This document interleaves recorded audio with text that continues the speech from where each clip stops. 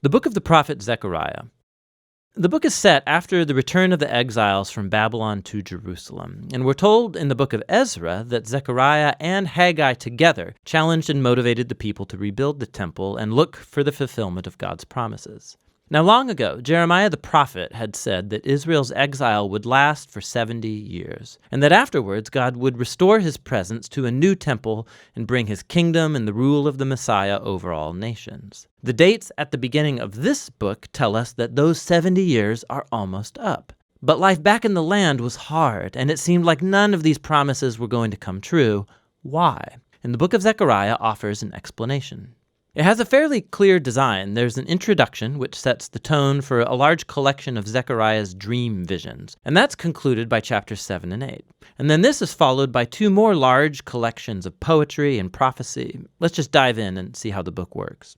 It begins with Zechariah's challenge to his generation to turn back to God and not be like their ancestors who rebelled and refused to listen to the earlier prophets, which landed them in exile. And so now the returned exiles respond positively to Zechariah. They repent and humble themselves before God, or so it seems. The next large section is a collection of 8 nighttime visions that Zechariah experienced. And just to prepare you, these are full of very bizarre, strange images, a lot like your dreams. The idea that God communicates to people through symbolic dreams, it's very old. It goes back to the book of Genesis. The dreams of Jacob or Joseph or Pharaoh, these gave meaning to current events at the time, but they also gave a window into the future. And so Zechariah has his own dreams now, and they've been arranged in this really cool symmetrical design. The first and the last visions are about 4 horsemen each. They're like rangers patrolling the world on God's behalf, and it's a representation of God's attentive watch over the nations. Their report is that the world is at peace. And in Zechariah's day, this refers to how God raised up Persia to conquer Babylon and bring peace. And so the question now arises, the 70 years of Israel's exile are almost up. Is now the time for the messianic kingdom in Jerusalem? And God responds by saying that he's determined to fulfill those promises, but he leaves the question of timing unanswered. The second and 7th visions are paired because they're both reflections on Israel's past sin that led up to the exile. So the second vision is about these horns that symbolize the nations that attacked and then scattered Israel, Assyria and Babylon. But then these horns or empires are themselves scattered by a group of blacksmiths, an image for Persia.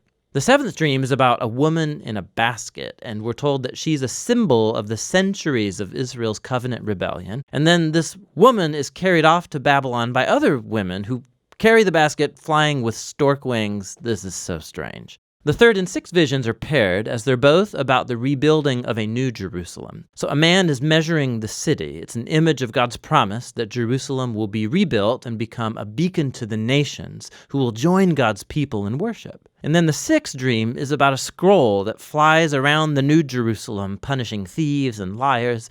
The idea being that the New Jerusalem is a place that's purified from sin by the scriptures. The 4th and 5th visions are at the center of this collection, and they're about the 2 key leaders among the returned exiles. So Joshua, the high priest, and then Zerubbabel, the royal descendant of David. So Joshua had been symbolically wearing Israel's sin in the form of these dirty clothes. But then those are taken off, and he's given new clothes and a new turban, a symbol of God's grace and forgiveness. And then an angel tells Joshua that if he remains faithful to God, he will lead his people, and Joshua will become a symbol of the future messianic king.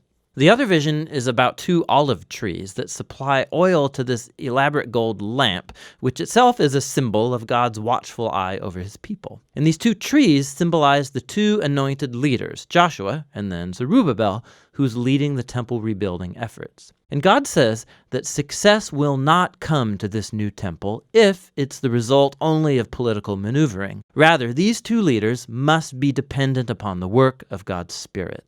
The visions come to a close with a bonus vision from the prophet, and it picks up the themes of the central 4th and 5th visions. It's Joshua, the high priest again, and he's given a crown and presented as a symbol of the future Messiah, who will also be a priest over God's kingdom. And then Zechariah closes it all out, saying that all of these visions will be fulfilled only if the current generation is faithful to God and obeys the terms of the covenant. And so altogether, these three visions emphasize how the coming of the messianic kingdom is conditional upon this generation being faithful to God. Which leads to the conclusion of the dreams. It's another challenge from Zechariah, and a group of Israelites come, and they've been mourning over the former temple's destruction for nearly 70 years.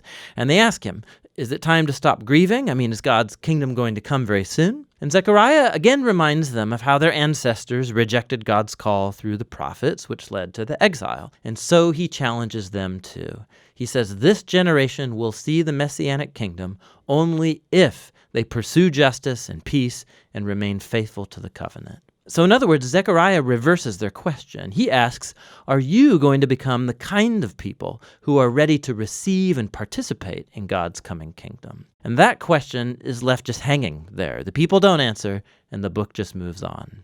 And so we come to the final sections that are very different from chapters 1 to 8. Each section is a kaleidoscopic collage of poems and images about the future messianic kingdom. So the first one, chapters 9 to 11, describe the coming of the humble messianic king who's riding a donkey into the New Jerusalem to establish God's kingdom over the nations. But then, all of a sudden, this king, he's symbolized as a shepherd over the flock of Israel, and then he's rejected. First by his own people, but then also by their leaders, who are also symbolized as shepherds. And so God hands Israel over to these corrupt shepherds.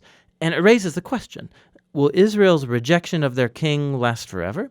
In the final section, chapters 12 to 14, say no. It's another mosaic of poems and images about the future messianic kingdom. And they depict the New Jerusalem as a place where God's justice will finally confront and defeat evil among the nations. It's very similar to the same themes in prophet Joel or Ezekiel. But then God also will confront the rebellion within the hearts of his own people. He's going to pour out his spirit on them, he says, so that they can repent and grieve over the fact that they have rebelled and rejected their messianic shepherd.